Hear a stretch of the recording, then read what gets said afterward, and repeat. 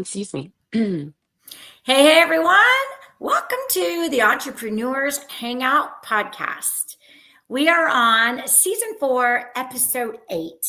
I am here with the most delightful friend ever, and her name is Madeline.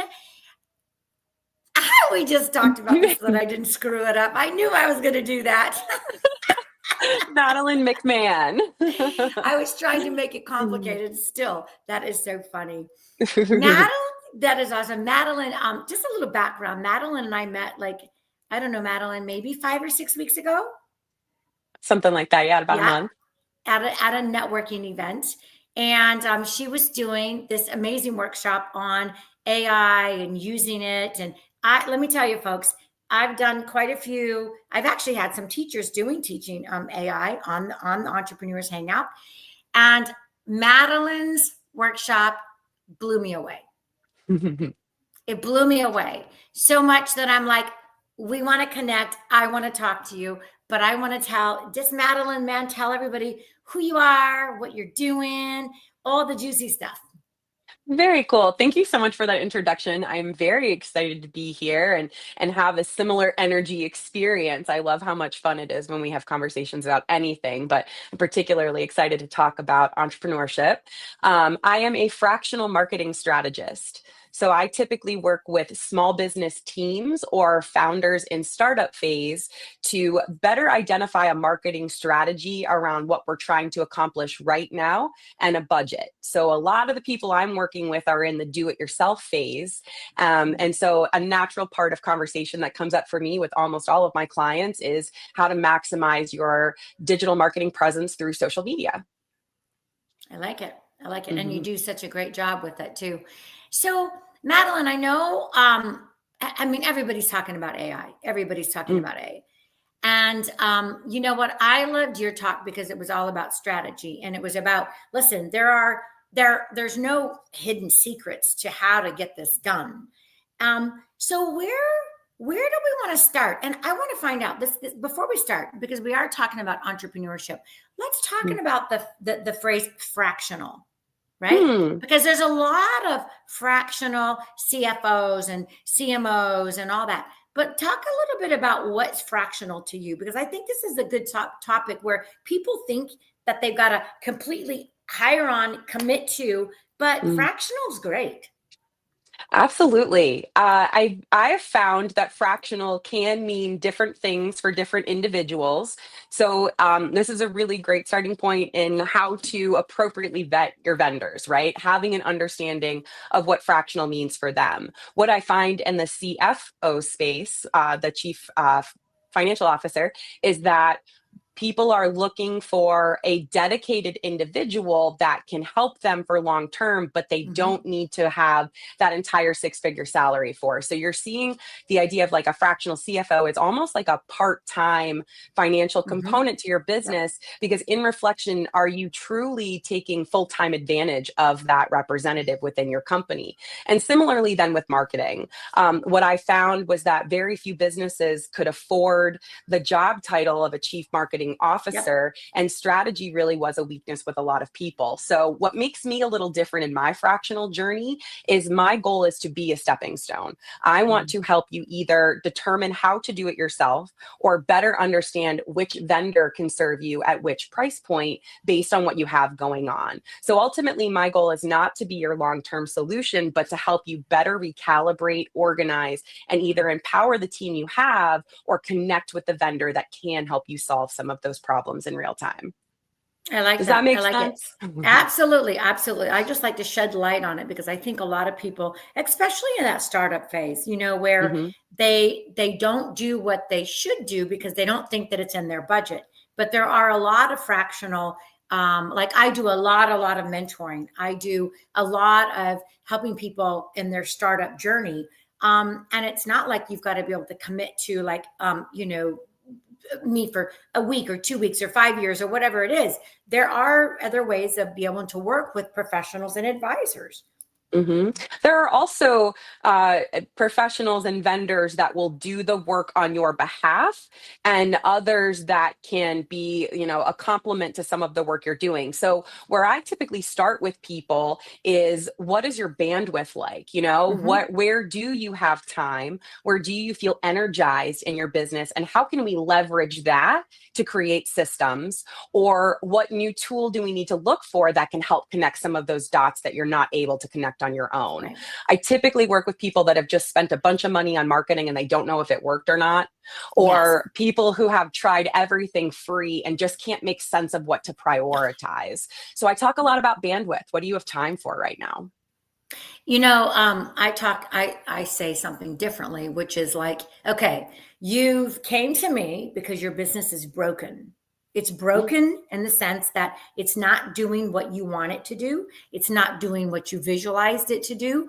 And you are about ready to throw in the towel. You hate what you're doing because it's not working. So Mm-hmm. reel it back, just like where you are.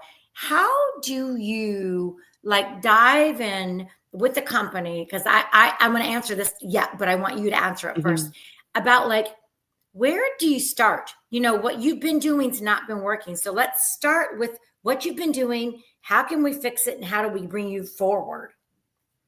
I think that's one of the more challenging things for people when they first start working with me is I make you define what working means. That's part of the problem is everybody wants to say something's working or not working. I need you to understand, what does working mean? Does working mean that you've converted a lead, that you've made a sale, or that Mhm. it's what I find is that if we do take a step back and we better identify how we can celebrate wins, quantify that return on investment, that then empowers and enables the business owner to recognize that as a win. I mentioned at the top of this that there is no one magic solution. Marketing never ends. You have to keep going. So when you think about it like that, we need to identify some metrics so we can say the work is done today. So really where I start with is, what do you want to accomplish? And everybody's going to say they want to make more money, or they're going to say, everyone is my customer. I challenge you to narrow that down a little bit more into ways that we can actually identify if that process is working, so you can scale the good things and pivot if that strategy is not serving you. So I often will challenge the business owner, what do you mean by not working? Because I bet a bunch of things are working, or you're doing things the right way. You just need someone to help you see that. And Mhm. especially with solopreneurs, you need someone to tell you, hey, good job. You did that. That counts as work accomplished for the day. Yeah, and solopreneurs are hard because, you know, they they want to keep a tight grip on things. Hmm. They don't have the team, and in my opinion, you cannot grow and scale without a team. You just can't. We're one person. I don't care how many AI tools you slice and dice it. We're still one person, and you need to be out there doing what you shine at. Hmm. And then let a team member do the things that it's like, listen, we got it. It's okay. We got Yeah, it. Yeah. So, absolutely. and I think let's talk a little bit about AI and how you feel about AI in the marketing world. Because again, like I said, I loved what you talked about in the workshop, and I think everybody needs to learn the same thing. Hmm. I'm glad that you brought up that a point about being just one person, and there's only so much just one person can do. And I'm going to tie that back to understanding that different vendors can serve you at different stages and things like Perfect. that. So I work primarily by myself. I do have interns at this time, but when you hire me, you're not hiring a team, you're hiring me. So I am very intentional about being transparent in what you can expect for deliverables, what to expect throughout the process. It's important to know, are you working with the actual representative from the organization that's going to Hmm. be with you along the way? Or are you talking to a sales agent? Because if a marketing person tells you that they're an expert in SEO and paid social media and organic, it's really tough to truly be an expert in all of those things. So Yes. a way I might use AI is to better understand the ways to articulate to a vendor based on what I'm trying to accomplish. So if I don't speak marketing, if my business is plumbing and I know that I want more people to find me online, but I'm not connecting with marketing agents, I might use AI to ask how to better articulate what I'm trying to accomplish, or to create a sample outline for me so that when I do talk to a vendor, I know what to look out for and what they're selling me on. I find that AI can be a really great tool for researching, actually. I like that, especially the different tools and stuff. And sometimes it can really, really go into deep research, like a white paper or something like that. Not everybody needs that, but it's just amazing on what it can do right now. So, That's Madeline, actually, go ahead. no, go right ahead because I like it.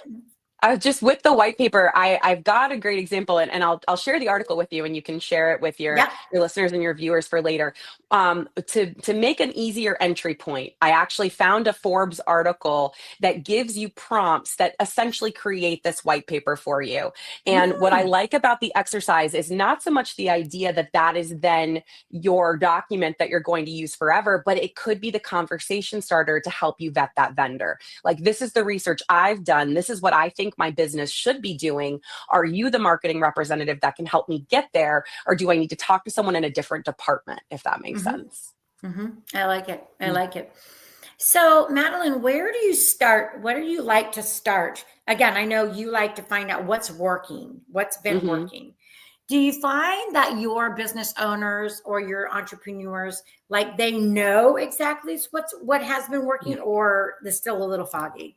No, they don't. So once I kind of do that discovery and talk about what we're doing, then it's often up to me in the first round to show them things that are going well or working well, so that we've got that baseline metric. Like, this is an example of where we're starting. Now we can challenge ourselves to say, I want to see X more engagement, or I want to see X more followers. But we first have to kind of get a lay of the land and congratulate efforts that are going well. Again, this is exhausting. And it's tough to be an expert at everything. So I find it's really important to sit down after that discovery and say, I really like this post because, or I really like this effort because. And then the other thing I'll do is I'll say, what's your budget?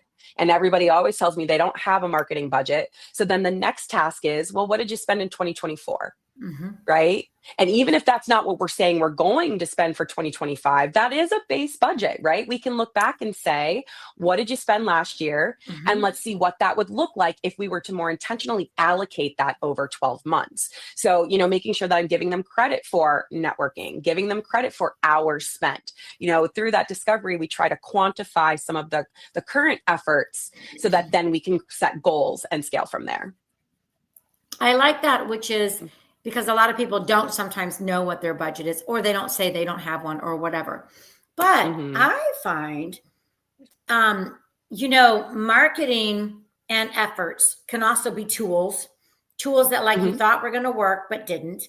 It can be spending some money on a Fiverr person that was not fruitful. It's going to be a lot. So I think that a lot of people waste a lot of money because not involving the right people. When you have a trusted person, such as yourself or myself or whatever it might be, then you're not wasting all that money. That's just actually down the toilets. Just flush it because it didn't work and you're frustrated. And I go back to that again. So I like that, which is finding out what that marketing budget is. That's it's also, okay. No, right. Go for it, baby. An example I like to use for this is website design and website development and things like that. I find that often startups will find a friend or a family member that knows how to do things, right? And then you work with the vendor you can afford versus maybe the vendor you want. And then you end up with layers and layers of your website, and you have to find where something is to fix it. And gosh, I want to say it was like Zig Ziglar that did the bicycle reference, right? Do you want to pay $5,000 one time and have a reliable bike forever? Do you want to pay $1,000 and then have to pay for $5,000 in repair? So at the end of that, you've invested more time in that cheaper option than if you had just appropriately budgeted for and invested in the website that you were looking for. So one thing that I'll do, because I do a lot of things, I'm not an expert at everything, but I know enough to be dangerous in a lot of categories. I actually kind of have a threshold for myself where I will pause and think, is this the best use of my time? Is this something that an expert could figure out in significantly less time than me in a way that it makes sense to delegate? Or would that expert have to look up parameters just like I'm looking them up? So if I'm working within a template, I may be working with a Shopify expert, but am I working with that template expert? I may be able to figure something out just as fast as someone else, but I'm constantly thinking about that. Is it going to take me a full hour when it would only take an expert 15 minutes? Yes. And that helps me better consider how to allocate my time and when it's appropriate to phone that expert and delegate. I like that. And also the fact that we're not afraid, because some people, I'm not afraid to say, listen, this is not my wheelhouse. Mm-hmm. I know somebody that can do it. And that's what I want to be able to say. I love your saying of like, listen, my cup of tea, I know where my cup of tea is. Right. Mm-hmm. I'm not a detailed person. Right. I'm like a big picture, let's get it fixed person. Mm-hmm. And again, you come back and you're like, your website again is broken because you didn't allocate the right funds or whatever it might be. Let's figure out how to fix this. And maybe we have to do it in stages. Yeah. And that's where one of the things I really like about your approach and I really appreciate structure and systems is the ability to kind of go back and recalibrate based on stages, or the ability to better prioritize what needs to happen today and what could happen a week from now with more intention. Again, remembering that this never stops. You got to keep going. There's a new idea tomorrow. So what can we do to get something done, and what should we take pause on and know that tomorrow's still coming? And it makes more sense to invest.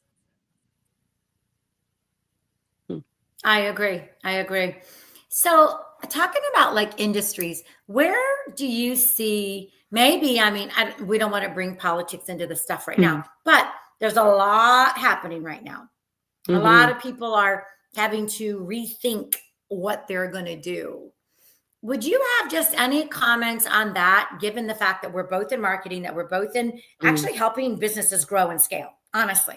So just a little bit of like, if you could say something if you could give just somebody an advice, they're going through this, what would you say?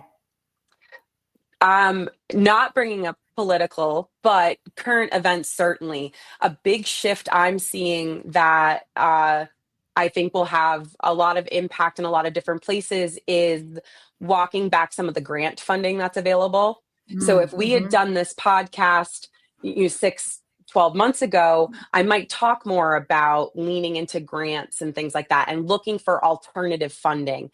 I feel less energetic about that as a recommendation because it doesn't feel, I don't feel as confident about what the landscape looks like for grant funding. So I think that now more than ever, I would prioritize my community relationships and what can we do to lift each other up and support each other when we don't have the funding to do it on our own, and maybe there isn't as much outside funding available anymore. So what can we do creatively, or how can we maybe revisit some of these resources in a way that we're not as nervous about whether or not they'll be available to us tomorrow? Like, what can we do to think ahead and make sure that there are options for us as business owners that don't just rely on a bank giving out capital? There's going to be, I think, an interesting shift in some marketing dollars because, again, the past several years, we've seen a lot of tourism dedicating marketing dollars through grants and stuff. And we've got America 250 coming up next year, 2026. Again, if you talked to me 12 months ago, I would have been talking about going after America 250 grants. There is a lot available, but I'd be biting my words now because I'm seeing some of that get walked back. So I think that it's important to be intentional with our relationships and to be open to collaboration. I love to say that there's enough space for everyone. If there's not enough space, you're not in the right room. So how can we Right. get in the right room that we can lift each other and create opportunities where maybe there won't be as many grant style Yeah. opportunities ahead of us. Yeah. Grants are hard. People think that it's just Mm, so easy. Like, put yourself out there on GoFundMe and it's going to happen. No, it mm, isn't. It's mm-mm. difficult. It is difficult. And you've almost got to have, and I don't want to poo poo anybody's idea of like, you're going to go after a grant. That's great. Just do it. Don't ever say Yes, no, just do it. yes. But Hmm.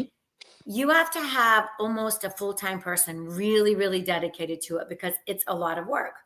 Hmm. And you've got to know what you're doing as far as getting those grants together. So it's just one of those things. I don't think that you can count on, Right. like you said, exactly. I like the idea of like strategizing for who you can collaborate with, who is a strategic partner. So I want to talk a little bit about that, Madeline. What's your thoughts on how to define those strategic partners within the business? Like every various businesses, who's a good strategic partner for you? I love that. I love that question. And I think that the answer can kind of vary. I work a lot with brick and mortar style businesses. I work a lot with people that have a storefront. So my instinct is to make a recommendation that may not be one size fits all, but I still want to share it. The idea of leaning into your local economic development and your Yeah. local chamber of commerce, because anybody you don't know, they do. And there is power in looking to those local resources that are there to help small businesses and keep businesses in the area that they're in. So it's a great opportunity for networking and getting out of the house. But I also always encourage my clients to connect with their local economic development and Yeah. find out what resources already exist. And be fair to your local chamber and your local economic development. Just because the organizations exist doesn't mean they have their own marketing platform. So you not knowing about it doesn't mean there isn't a resource. You might just need to go to their website to find it. So I encourage people to connect with their local government office and specifically those departments that are dedicated to keeping the businesses in that town. Those will help you connect some of the dots. And then in addition to that, I also worked in property management. I used to manage apartment complexes. And so I like to consider any vendor I pay a potential partner. Oh, If I'm amen. investing in your business, it doesn't hurt for me to call and say, hey, I'm having an event. Would you like to donate the coffee for the event? And I'll mention you during it. Or Yeah. can we collaborate on a raffle prize in a way Yes. that you can get in front of more people, but you don't have to spend all the money? So if you pay a vendor, it doesn't hurt to ask them if you're looking to collaborate for resources or opportunities there. I like how you say collaborate because I say apply a little pressure. Oh, Like, that's fun. like I know, but I'm like a person like, listen, I'm going to use an insurance person, right? Because that's a good one. That's a Yeah, really good yeah, one. yeah, yep, yep, And yep. I've been a really good client for you. It's been awesome. You're great. You're great. But I'm not now coming to the table to say, listen, I have this event coming on. I need a sponsor. Could you what can you do? Hmm. And if they don't, it's like for me, that's a red flag. That's a red flag. It is. And because I think that it's so much, what you do for me, I do for you. And I think that that's a really big thing. In fact, I mean, like with my business in a box and with my mindset uh, modules and stuff like that, I'm like, I want to find out, do you have that in you? Are you a type of person that pays it forward? Or is that part of where you're at? Because it's important it's important for me. I have a fun example. This was years ago. So I'm not saying I just did this last week necessarily, but I was working for an ophthalmologist that overdid all of their systems, and they knew that each patient was going to spend more time in the waiting room than necessary. And we were trying to think of proactive ways to entertain them. So Okay. I created a scavenger hunt to get people walking around and looking at stuff and asking staff questions and stuff. And each month I had a different scavenger hunt prize. Mm. I just called local businesses, and Chick-fil-A donated things. I had lots of things from different organizations. And what I told them, I would put their logo on the scavenger hunt, or we Mhm. would encourage them to go to that location after their appointment. And I was very happy to find that almost everyone I went to was interested in collaborating, contribute things, because everyone's looking for ways to connect. So if you can make it that much easier for a company to connect with someone, that's also what's in it for them. I like that. I like that. And speaking of collaboration, I just had one of my workshops and one of my mentorships. It was like, hey, listen, who is a good fit for the collaboration? Who are those cheerleaders that are going to be in your court? It's like, for example, cleaning companies and realtors, right? Mm-hmm. Perfect fit. Perfect fit. Both of you should be really, really honestly doing your best to like give leads to each other. And that's where I find like people have got to try to figure out, and it happens no matter what. I don't care if you are a brick and mortar burger joint, right? Or you are, an online consultant, whatever it might be. There are people out there, and you want to be able to have that share the love. Yes. And I'm glad that you brought that up too, because not everyone is a cheerleader. And that might not be personal to you. It might be that some of your preferred partners or the people you like working with aren't the greatest about reciprocating. So it's good to understand where you can leverage which relationships and why, versus assuming that everyone is capable of being that cheerleader, Right. And I like to remind people, it's often not that we don't want to, it's that we don't know how. So don't just assume the realtor knows how to support your cleaning business. Yes. The collaboration comes in saying, this is what a qualified lead looks like for me, or this is what I'm looking for right now, in a way that you all are working in tandem. And there's not that disconnect on what cheerleading truly looks like, because sometimes in networking, if we're not intentional, it ends up being more work for less outcome.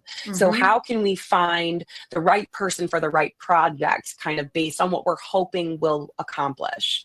And that's, again, one of the challenges. I'm like, all right, we're going to do this project. Why? It's to make money. That's not specific enough. Is it to make money in this category? You want to sell more merchandise, or you want to get one more round out of people? Like, what actual action can we strive for, and then see who showed up for us? And if it works, lean into it. If it doesn't work, then you can try something else, but at least you've measured that and you've intentionally looked into those different options. So identifying not only your cheerleaders, but where their strengths are in supporting you, that also helps set everybody up for success. I like it. Okay, now I'm going to put you on the spot. Okay, with the time left, name 5 tips or tricks that you've got for AI. Ooh, for AI. Okay. Yeah. One of my tricks is I almost never read the first answer.